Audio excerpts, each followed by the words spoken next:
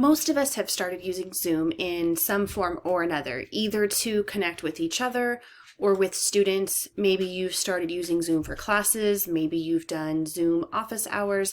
But I learned a few new tricks in Zoom to try to prevent some things from happening. So I thought I would show you how to do that.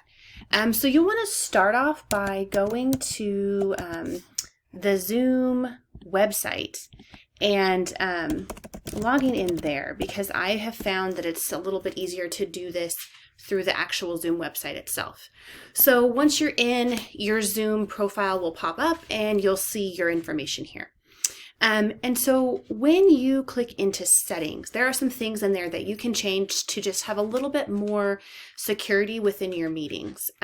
Right now, the education Zoom accounts are enabled with a waiting room. So when students enter, they are put into a waiting room and then you have to allow them in, which is great, except that students have the ability, and everybody has the ability, to change the name that's displayed when they enter these rooms. And so it is a really easy thing for students to just change that name and put something that you might be more willing to let into your classroom, like I had happen with me today.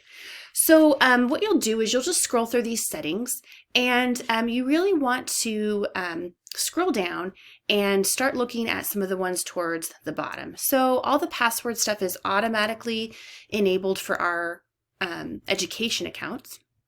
So all that should be already the way it needs to be. You can mute students as they join if you would like. You can change that setting here. That way, as soon as they come in, they're muted. I don't like to do that because I like them to check that their audio is actually turned on first, but you could change that there. In this section here, in the chat, if you did not know, Zoom does have chat enabled inside of it. So you can actually put things into a chat. Students can ask questions within the chat, but the other thing students can do is chat with each other. And so one of the things that you can do is right here, you can choose to turn off the private chat.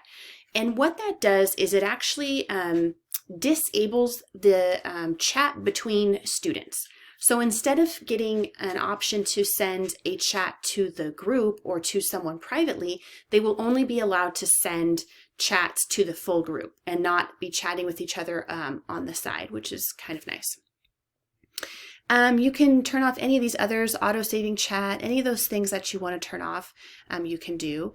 And down here, if you keep going, there's lots of different things. You'll definitely want to read these and see if there's any that you would like to try to use. Removed participants, allowing them to rejoin. If you remove a participant, they can try to come back unless you turn this on, and it just doesn't allow them to re-enter, which is great. This one here is the one that I think is really important. Allow participants to rename themselves. I have mine turned off, and you can see that is turned off here. If it was turned on, it would look like this one. But I have turned that one off because this means that when a student has entered a Zoom, the name that's going to show up on the little box of their screen inside the chat or inside the Zoom is the name that they have signed in with. So it'll be their PSD ID that they have. So their name and then 3 numbers. What I experienced was students actually changing that to names that then I would recognize and let in. And those were actually students that weren't even at our school. And that's how I figured out how to do this today. So I would recommend turning this off. That way they have to use their name. But what you'll see here is it says this feature is only available with versions 4.6.10.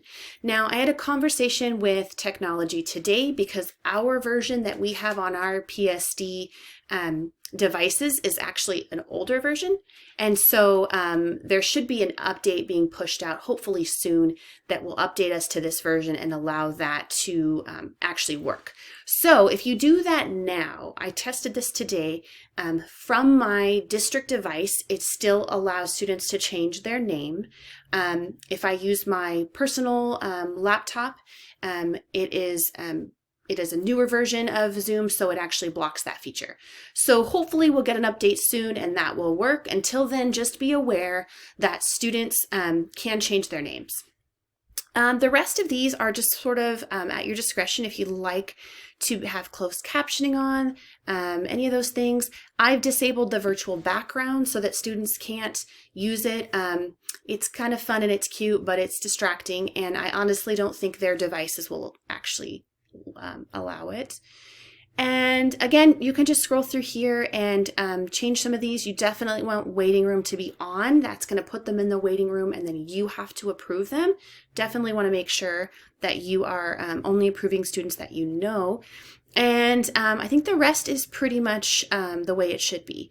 So one recommendation from my experience today, even if students are hesitant about having their video on, I definitely recommend that you make sure that they do have it on and that you have identified that that student is who it says they are on their chat or on their screen.